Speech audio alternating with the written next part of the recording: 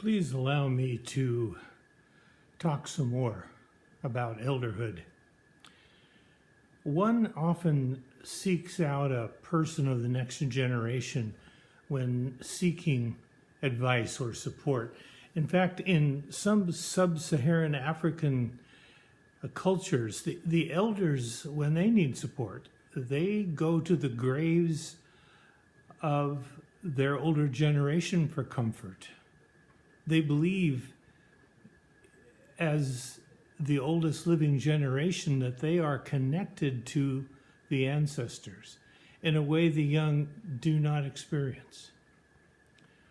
In families and some organizations, we often turn to the older members when we want an encouraging word or a blessing. And so when we embrace the idea of walking in the world as an elder, we will increasingly be sought out to offer blessings. So let's get ready. Our blessings can be offered to groups, to couples, to individuals. And so when I think about the experience of blessing an individual, I think there are aspects to that process that make it most likely to make a difference for them. The first thing that comes to mind is eye-to-eye contact with the Blessed One.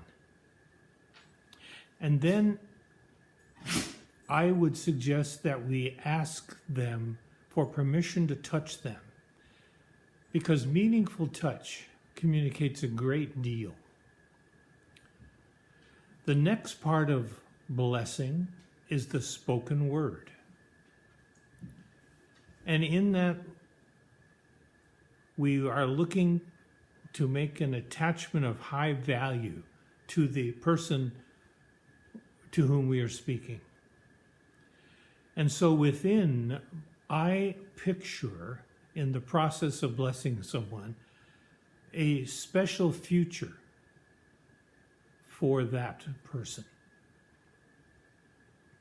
I think that blessings literally transmit empowerment from my generation to the generation I'm blessing. Initiations into elderhood, such as croning ceremonies, give definition and sacredness to the idea of elderhood. So one way to prepare for your role as a celebrant is to consider both the idea of accessibility and of presence. Be connected. One of my sons shared some wisdom with me recently. We were talking about loneliness. And this young man, younger than me, in his 40s, said, you know, to me, the feeling of loneliness is a universal condition brought about by our hunger for connection. Show your interest in the other in the process of sharing a blessing. Watch for opportunities to reach out, therefore, to be in the moment with another, to be ready to serve them.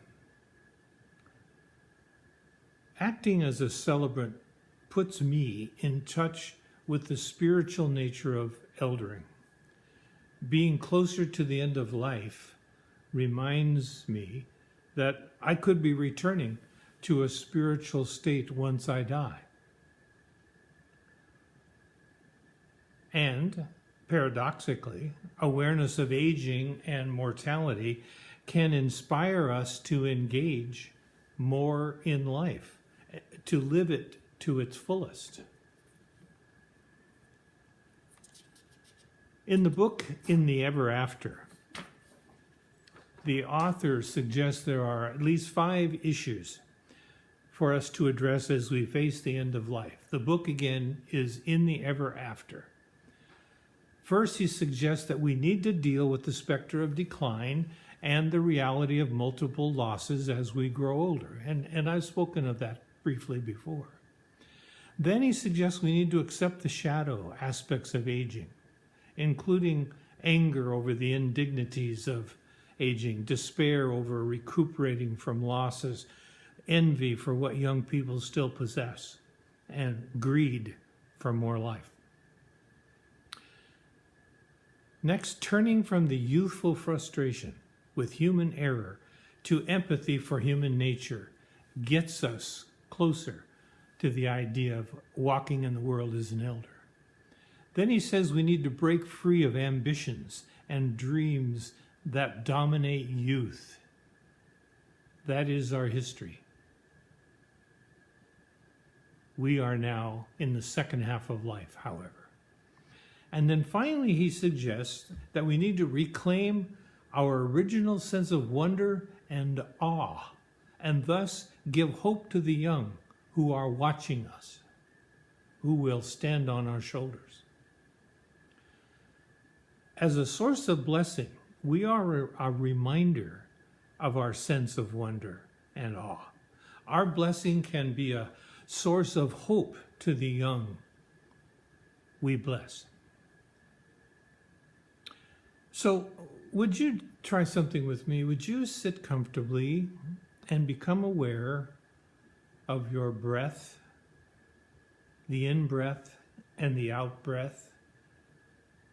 And when you feel ready, close your eyes, quiet your mind, for I'd like to lead you in a meditation to picture the last day in this life.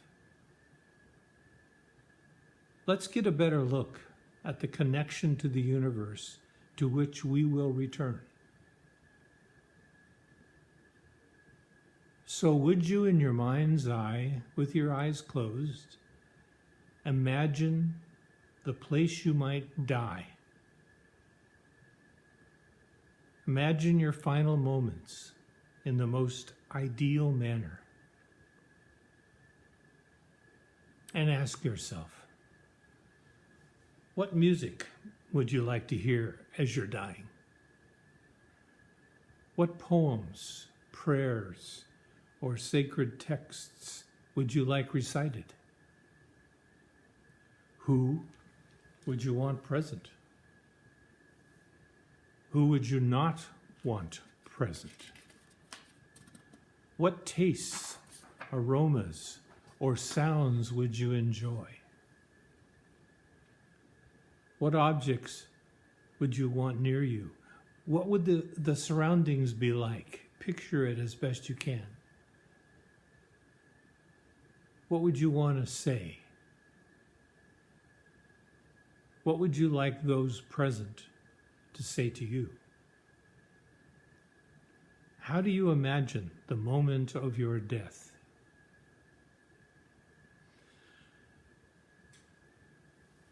What would you like done with your body?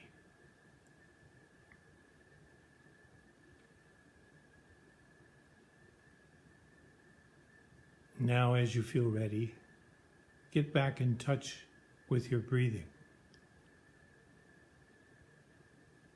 I will count to 3, and when I reach the number 3, open your eyes and return to life.